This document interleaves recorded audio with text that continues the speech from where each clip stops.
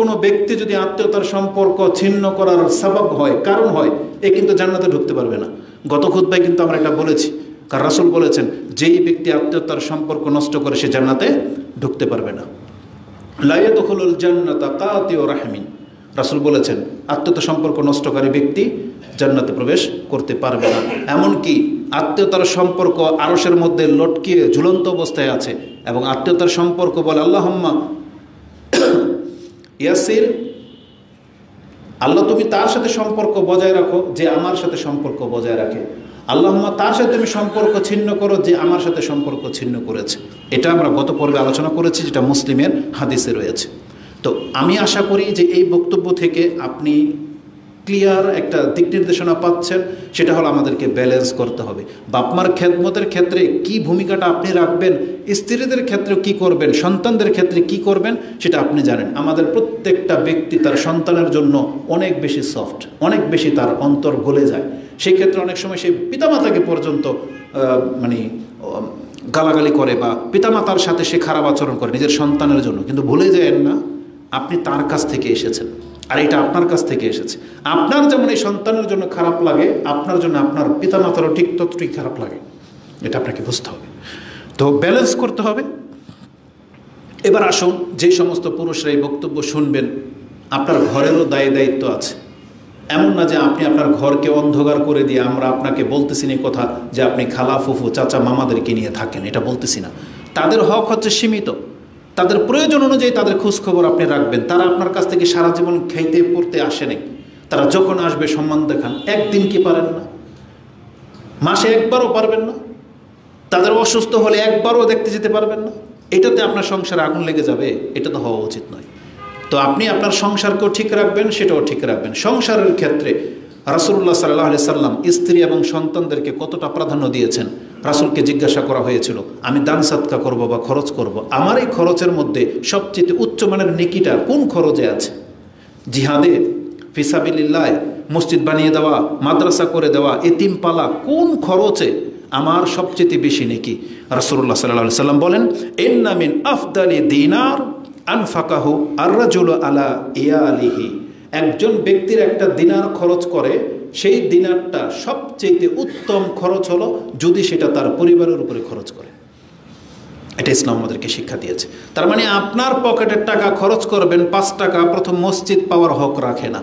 আপনি আগে দেখেন এই 5 টাকা আপনার ঘরে প্রয়োজন আছে কিনা, আপনার বাচ্চার প্রয়োজনে খরচ হওয়া প্রয়োজন আছে কিনা, আপনার স্ত্রীর প্রয়োজনে খরচ হওয়া প্রয়োজন আছে কিনা। তাহলে আমরা বলবো মসজিদে না দিয়ে আপনি ওই টাকাটা আপনার সন্তানের উপরে খরচ করেন, আপনার স্ত্রীর উপরে খরচ করেন। কারণ রাসূল বলেছেন, ইন্না মিন আফদালিদ দিনার, উত্তম দিনার তো ওটা, আনফাকাহু রাজুল, একজন ব্যক্তি যা খরচ করে থাকে, আলা ইয়ালিহি, তার পরিবারের উপরে। তারপরে ও দিনারুন আনফাকাহু আলা আসহাবিহি ফিসাবিলিল্লাহ, এবং আল্লাহর রাস্তায় যারা জিহাদে লেগে গেছে তাদের স্টেপটা এটার পরে। তার মানে নিজের সন্তান পরিবারের উপরে খরচ করার পর তারপর যদি আরও খরচ করার থাকে তাহলে সেটা হবে ফিসাবিলিল্লাহ, জিহাদের খাতে খরচ করা। তারপরে আসবে মসজিদ মাদ্রাসা, ইসলামকে প্রতিষ্ঠিত করার কাজে খরচ করা। তাহলে আমাদেরকে তো আর কিভাবে শিক্ষা দেবে ইসলাম? তাহলে সেই সন্তান তো বিভ্রান্ত হওয়ার কথা ছিল না। এই হাদিস ইমাম আদব আল মুফরাদ, ইমাম বুখারী তার আদব আল মুফরাদের মধ্যে এনেছেন, যেটা আপনি 753-তে পেয়ে যাবেন। আত্মীয়তার সম্পর্ক রক্ষা করা। দ্বিতীয় কনসেপ্ট যেটা আপনাদের ভুল ধারণা, যেটা অধিকাংশ মানুষ নিতে পারেন না এই জায়গাতে, যে আমরা তো আত্মীয়তার সম্পর্ক রক্ষা করতে চাই, কিন্তু তারা আমাদের সাথে শত্রুতা করে, তারা আমাদের সাথে খারাপ আচরণ করে। আরেকজন একটা বোন বা ভাই তার কমেন্ট দেখলাম, সে বলতেছে যে আমরা আত্মীয়তার সাথে যদি এখন গিয়ে কথা বলতে চাই, যদি বলে সালাম দিই, ভালো খবর কিছু জিজ্ঞেস করতে চাই, তারা আমাদেরকে দুর্বল ভাববে। কি মনে করেন? এটা মুসলমানদের চরিত্র। আপনার দরকার কি? ফেমাস হওয়া, আধিপত্য বিস্তার করা, নাকি নাজাত? কোনটা দরকার আমাদের বলেন? আমাদের নাজাত দরকার নাই? আমাদেরকে আল্লাহ সুবহানাহু ওয়া তাআলার ভালোবাসা দরকার নাই?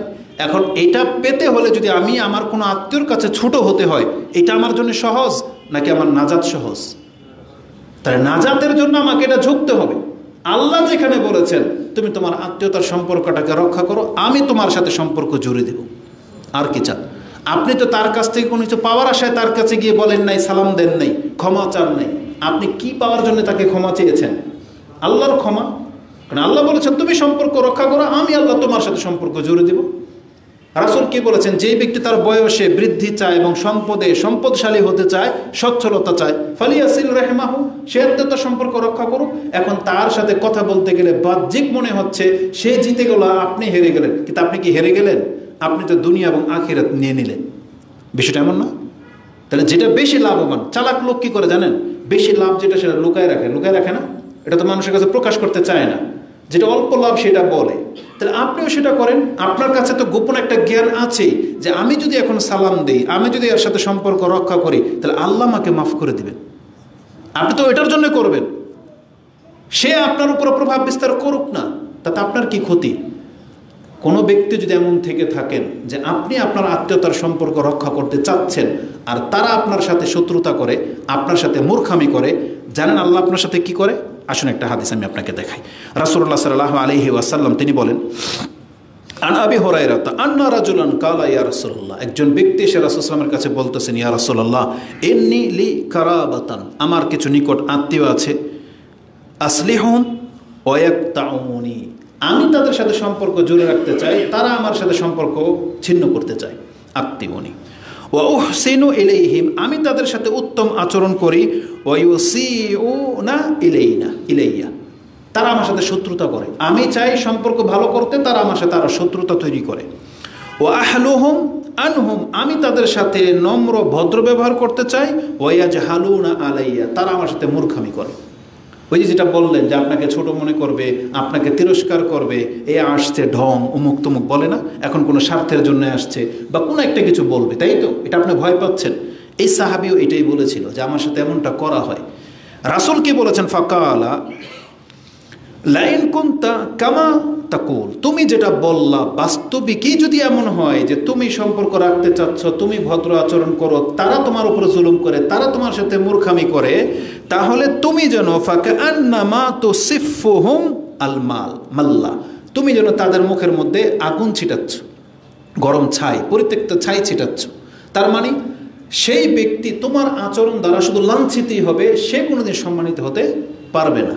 তার মানে তোমার এই ভালো আচরণের দ্বারা তার কোনো লাভ হবে না, বরং সে লাঞ্ছিতই হচ্ছে, কিন্তু তুমি লাভবান হবে। এবং রাসূল বলেছেন, ওয়ালা ইয়াজালু মাআক, তুমি যতদিন পর্যন্ত এটা করে যেতে থাকবা, ততদিন পর্যন্ত তোমার কাছ থেকে সরবে না মিনাল্লাহি যাহিরান, প্রকাশ্য একজন সাহায্যকারী, আলাইহিম মা দুমতা আলা যালিকা, তুমি যতদিন এই চরিত্রের উপরে আছো, আল্লাহর পক্ষ থেকে ততদিন তোমাকে হেফাজত করার জন্য একটা ফেরেশতা নিযুক্ত করে দিবেন আল্লাহ। এবার করুক না তারা শত্রুতা, এই শত্রুতা আপনার কি ক্ষতি করবে? আপনি সম্পর্ক ভালো রাখতে চাচ্ছেন আর আপনি বলতেছেন তারা শত্রুতা করতে চায়, মূর্খামি করতে চায়, এটা আপনার গা পর্যন্ত আসবে না, এটা এখানে ভাসমান থেকে যাবে। আপনার প্রভাব বিস্তার হবে না আপনার ব্যবসা বাণিজ্যের উপরে, আপনার ইজ্জতের উপরে, আপনার রিজিকের উপরে, কারণ আল্লাহর পক্ষ থেকে একজন ফেরেশতা আল্লাহর ডিফেন্স স্বরূপ আপনার সাথে লাগিয়ে দিবেন। কতদিন পর্যন্ত? যতদিন পর্যন্ত আপনি এটা রক্ষা করে চলতে পারবেন। এটা ইমাম মুসলিম কোট করেছেন কিতাবুল বিররি ওয়াস সিলা, যেটা 6419 নম্বরে এই হাদিসটা রয়েছে। তারপর দ্বিতীয় পয়েন্ট, যেটা আসলে আমরা বুঝি না যে আত্মীয়তার সম্পর্ক মানে কি। আমাদের সম্পর্ক হলো তাদের সাথে যাদের সামর্থ্য ভালো, যে আপনাকে গিফট দিতে পারে আপনিও তাকে গিফট দেন, যেই মামা আপনাকে বেশি খাওয়াইতে পারবে সেই মামাকে আপনি দাওয়াত দেন, যেই খালা ফুফুর সাথে আপনার দুনিয়াবিক সম্পর্ক আছে, যেমন যে গত পর্বে বলেছিলাম, যেই খালার একটা সুন্দর মেয়ে আছে বা ফুফুর মেয়ে আছে, তার সাথে খালাতো ভাইয়ের ভালো সম্পর্ক, সেই খালাকে সে রেসপেক্ট করে। আর যেই খালার কোনো মেয়ে নাই বা পয়সাও নাই, সে খালারকে খবর লয় না। তো এই ধরনের এটা আত্মীয়তার সম্পর্ক রক্ষা করা বোঝায় না। যে আপনাকে দিতে পারবে তার সাথে আপনি ভালো, যে আপনার সাথে ভালো তার সাথে আপনি ভালো। রাসূল বলছেন এইটা তো আত্মীয়তার সম্পর্ক না, এটা তো যে কেউ করবে, এটা মানুষের ফিতরত। আপনাকে যদি কেউ ভালো আচরণ করে, আপনি ভালো আচরণ করবেন না? এটা তো সবাই করবে। একটা জালেম, একটা জানোয়ার পর্যন্ত এই কাজটা করবে, এটা তো আর ভালো গুণ না। কিন্তু আত্মীয়তার সম্পর্ক বা আপনার ভালো গুণ কোনটা? যে আপনার সাথে খারাপই করতে চায় তার সাথে ভালোটা করা, এটা না আত্মীয়তার সম্পর্ক। রাসূলুল্লাহ সাল্লাল্লাহু আলাইহি ওয়াসাল্লাম বলেন, লাইসাল ওয়াসিলু বিল মাকাফি, যারা প্রতিদান দেয়, গিফট দেয়, বদলা দিতে পারে, তাদের সাথে সম্পর্ক করা এটা আত্মীয়তার সম্পর্ক না। বরং রাসূল বলেছেন, ওয়ালাকিনিল ওয়াসিল আত্মীয়তার সম্পর্ক রক্ষাকারী তো ওই ব্যক্তিকে বলা হবে আল্লাজি ইজা কুতিআত রাহিমুহু, তাদের আত্মীয়রা তার সাথে সম্পর্ক ছিন্ন করেছে, ওয়াসিলাহা, আর সে তাদের সাথে সম্পর্ক জুড়তে চাচ্ছে। এই ব্যক্তি হল আত্মীয়তা সম্পর্ক রক্ষাকারী। এটি ইমাম বুখারী কোট করেছেন তার কিতাবুল বিররি ওয়াসিলা ৭৮ নম্বর অধ্যায়, হাদিস হচ্ছে ৫৯৯১ নম্বর হাদিস, এবং আদবুল মুফরাদের মধ্যে হাদিসটি ৬৮তে রয়েছে। আশা করি এই দুই বক্তব্যের মধ্যে যে মেসেজটা আমি আপনাদেরকে দিতে চাচ্ছি, আপনাদের সমস্ত কমপ্লেন, সমস্ত ঘটনা এই দুই হাদিসের মধ্যে আছে। সেটা কি, রাসূল কোনো ব্যক্তিকে ছাড় দেয়নি, ইসলাম বিধান নাজিল করতে গিয়ে কোনো কিছুকে গ্যাপ দেয়নি, কারো উপরে জুলুম করা হয়নি। একজন ব্যক্তি আপন জায়গায় দাঁড়িয়ে থাকবে, তার সামর্থ্য অনুযায়ী তাকে আত্মীয়তার সম্পর্ক রক্ষা করতে চলতে হবে। তার বাপমার মর্যাদা কি, এই শিক্ষা তাকে দেওয়া হয়েছে। তার ভাই বোন খালাফুফুর কি মকাম মর্যাদা রয়েছে, এটা তাকে শিক্ষা দেওয়া হয়েছে। এবং তার ফ্যামিলির উপরে, তার পরিবারের উপরে তার কি দায়িত্ব আছে, এটাও তাকে জানানো হয়েছে। একজন ব্যক্তি যদি নাজাত চান, সম্মান চান, তাহলে প্রত্যেকটা সাইডকে খেয়াল রেখে আপনাকে পথ চলতে হবে, প্রত্যেকটা সাইডকে, যেটা রাসূলুল্লাহ সাল্লাল্লাহু আলাইহি ওয়াসাল্লাম করেছেন, সাহাবা ইকরাম করেছেন। এই জন্য আমাদেরকে ক্ষমার দিকটা সবচেয়ে বেশি প্রাধান্য দিয়ে আসতে হবে। রাসূলুল্লাহ সাল্লাল্লাহু আলাইহি ওয়াসাল্লাম এটাই করেছেন। আমাদেরকে তো হত্যা করতে চায়নি রাসূল সাল্লাল্লাহু, আপনারা সবাই জানেন, প্রকাশ্য রাসূল সাল্লাল্লাহু আলাইহি ওয়াসাল্লামকে হত্যা করতে চেয়েছিল তার বংশের লোকেরা, কিন্তু তিনি ক্ষমতা পাওয়ার পরে কি বলেছিলেন, লা তাসরিবা আলাইকুমুল ইয়াউম, আমি আজকে তোমাদেরকে তিরস্কার পর্যন্ত করব না। এটারও উত্তম চরিত্র। আর আপনার সাথে আমার সাথে কি এমন আচরণ করেছে, আধা হাত জায়গা নিয়ে গেছে, আপনার বাপমার সাথে ঝগড়া লেগেছে কোন একটা কিছু নিয়ে, আপনার এমন কি স্বার্থ সে হাত নষ্ট করে দিয়েছে যে আপনি সম্পর্কটা রাখতে চাচ্ছেন না, যেখানে রাসূলকে হত্যা করতে চেয়েছিল? কি মনে করেন? অতএব যেই ব্যক্তি সম্পর্কটা রক্ষা করতে পারবেন সে কামিয়াব, কারণ আল্লাহ সুবহানাহু ওয়া তাআলার সাথে সম্পর্ক এটা। আপনি ভুলে যেয়েন না, জিসরে জাহান্নাম, যে জাহান্নামের উপরে যে পুল হবে, রাসূল বলেছেন দুইটা সম্পর্ক জাহান্নামের পুলের দুই কিনারায় দাঁড়িয়ে থাকবে, যেটা মানুষকে টেনে ধরবে, জাহান্নাম থেকে টেনে ধরবে তাকে। এক, এই সিলাতুর রহিম, আত্মীয়তার সম্পর্ক সেখানে দাঁড়ানো থাকবে। যারা নষ্ট করেছে এই আত্মীয়তার সম্পর্ক চাবুক রূপে তাকে টেনে জাহান্নামে ফেলে দেবে। এবং যারা রক্ত ঝরিয়েছে, জুলুম করেছে, একে অন্যের হক, সে হকও সেখানে দাঁড়াবে। এই দুইটা কথা হাদিসে মুসলিমের মধ্যে রয়েছে। তা আল্লাহ সুবহানাহু ওয়া তাআলা আমাদেরকে বোঝার এবং সেই অনুযায়ী আমল করার তৌফিক দান করুন, আমিন। সর্বশেষ একটা পয়েন্ট উল্লেখ করব যে কোন জিনিসটাকে খেয়াল রাখলে আত্মীয়তার সম্পর্ক রক্ষা করা সহজ হবে। আকুলু লিকাউলি হাযা আস্তাগফিরুল্লাহ লি ওয়া লাকুম ওয়া লিসাইরিল মুসলিমিন ফাস্তাগফিরু ইন্নাহু হুয়াল গফুরুর রহিম।